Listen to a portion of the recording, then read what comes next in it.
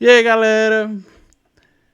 Então, mais uma questão aqui pra gente resolver. Dessa vez eu trouxe uma questão de física, a questão 111 do Enem 2024 PPL, que em resumo ele explica como funciona, né, um aquecedor elétrico. Aí ele me pede o seguinte, ó.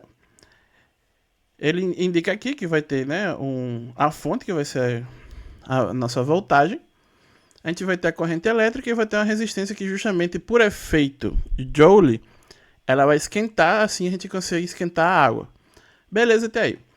Ele me diz o seguinte: caso se pretenda utilizar uma tensão de 250 volts, ou seja, ele vai aumentar a tensão, que já tinha, né, anteriormente, o circuito precisará ser redimensionado para garantir o correto funcionamento do aquecedor.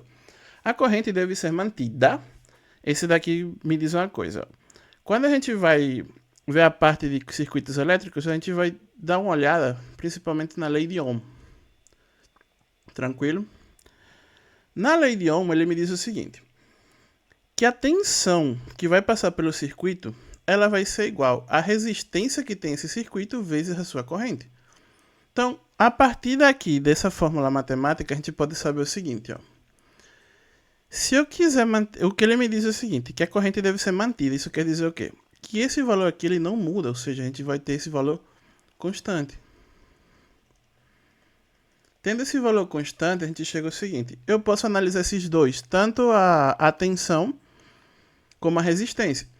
E chega ao seguinte, ó, se eu preciso aumentar a resistência para manter a mesma corrente no circuito, eu também preciso o quê? Aumentar o valor da minha resistência, minha resistibilidade. Beleza até aí, né? Então vamos lá. Então nesse caso, deve-se adicionar ao circuito um resistor. Quando ele diz em adicionar outro resistor, né?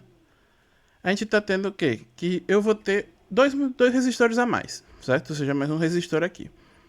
Nesse caso, a gente vai analisar justamente o quê? A parte de resistência equivalente, certo?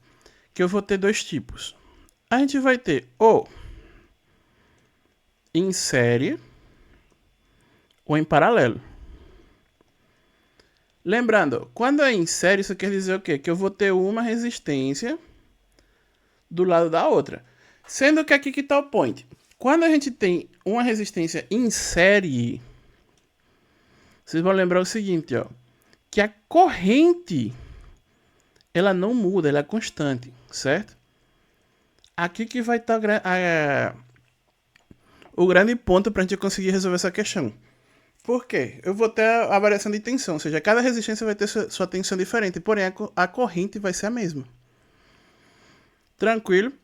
Então isso quer dizer o quê? Quando a gente chega a isso daqui, a gente vai ter a soma dos valores da resistência, ou seja, aqui vai ser R1, ou seja, resistência 1 mais resistência 2 mais, independente de quanta resistência tiver, a gente vai fazer um somatório dessas resistências. Já quando a gente tem em paralelo, isso quer dizer o quê? Que a corrente ela vai ser dividida, ó. Eu vou dividir essa corrente em duas. Tá, César, mas ele não quer manter a corrente igual? Exatamente. Se eu quiser manter a mesma corrente passando pela minha resistência, então ela teria que ser em série e não em paralelo, porque aqui em paralelo ela vai se dividir em duas. Ó. A gente vai ter a divisão de duas correntes. Inclusive, na casa de vocês a gente tem isso daí, que é que a gente chama de instalações trifásicas. Esse daqui seria uma monofásica, essa aqui seria uma trifásica, ou seja, eu vou dividir a corrente em duas, em outras duas. Quando a gente faz isso daqui, a tensão que vai ser a mesma que vai passar. Certo? Portanto, a gente vai ter aqui a somatória das inversas, ou seja, o inverso da resistência equivalente vai ser igual à somatória do inverso das resistências do circuito. Com isso, a gente teria o quê? Que a resistência iria diminuir. Só de saber que a resistência equivalente, ou seja, o resistor daqui, ele tem que ser adicionado para que a corrente se mantenha constante, a gente já consegue eliminar o que? A gente consegue eliminar as que são em paralelo. E ficamos com essa. Aqui a gente faz a grande sagatina. Por quê? A gente pode dizer o seguinte, ó, que a resistência equivalente ela vai ser dada pela tensão do circuito dividido pela corrente, que esses valores a gente tem.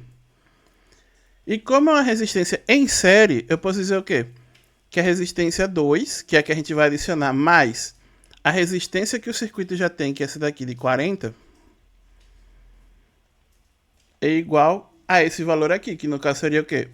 250, que é a nossa tensão que ele quer trabalhar, dividido por 4, que vai ser a corrente que vai passar pelo circuito. Esse 40 está somando e quando a gente faz essa divisão vai ficar 62,5.